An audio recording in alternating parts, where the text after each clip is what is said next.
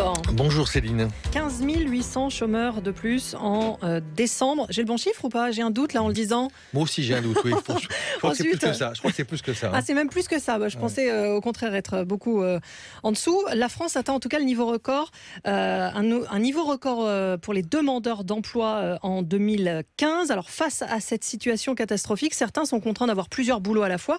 Et pour d'autres, cumuler les casquettes, c'est un choix. On les appelle les slasheurs. Et le phénomène n'a rien d'anecdotique, Philippe. Il concernerait 4,5 millions de personnes en France. Oui, 4,5 millions, 16% de la population active. Leur nom, les slasheurs, vient du signe typographique slash. Vous savez, la barre oblique. Ils sont salariés slash entrepreneurs, artistes slash formateurs. La ministre du Travail, Myriam El Khomri, a admis hier sur France Inter que le plein emploi était une utopie. Eh bien, eux, ils l'ont compris et intégré depuis longtemps. Souvent par des illusions, ils ont renoncé à courir après un CDI. Alors, ils cumulent les boulots, les missions, ils les empilent. Ils sont souvent comptabilisés dans les catégories B et C de Pôle emploi. Ceux qui ont travaillé, qui ont exercé une activité réduite. Au passage, le nombre des chômeurs qui travaillent plus de 76 heures chaque mois a encore explosé en décembre, plus 1,8%. Là, c'est le bon chiffre, Céline. C'est la génération CDD, la génération Y. Ils sont trentenaires, nés avec la crise, et leur façon de s'en sortir, c'est donc le slash. Multi-activité, multi-contrat.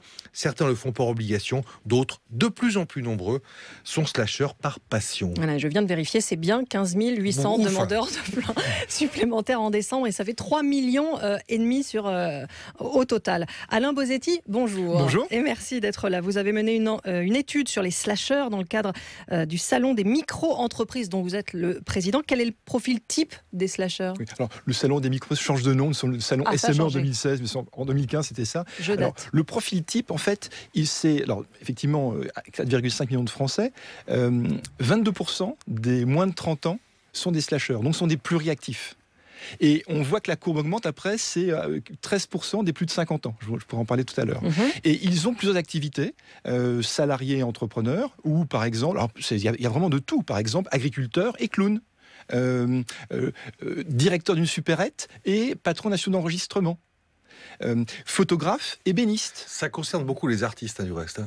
Ça concerne des professions que l'on peut faire dans les interstices de la vie. C'est-à-dire que le photographe ébéniste, il est photographe, et puis entre deux shootings, entre deux prises de vue, il a du temps libre, et il a une passion qui est la menuiserie et l'ébénisterie, et donc il commence pour des copains à faire des meubles, et puis il en fait un business. Et aujourd'hui, il gagne plus d'argent en étant menuisier ébéniste qu'en étant photographe. Mais on est là, ils font ça pour joindre les deux bouts, clairement, ou pour assouvir leur passion? Alors là, dans l'étude, nous avons interrogé 1000 Français de 15 ans et plus. La motivation numéro 1, pour 51% d'entre eux, c'est d'arrondir ses fins de mois, d'avoir des revenus en plus. La deuxième, c'est pour 15%, c'est transformer une passion, un loisir, en une activité rémunératrice. Et puis ensuite, on descend à moins de 10%, c'est préparer une reconversion, tester une idée d'entreprise, et puis s'occuper.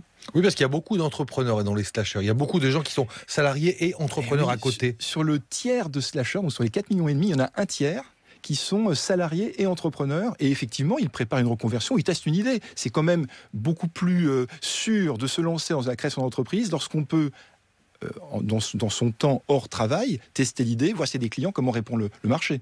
Est-ce que le système est adapté à ce nouveau phénomène? C'est-à-dire que, du point de vue de la couverture sociale, la couverture couverture du risque de perdre son emploi?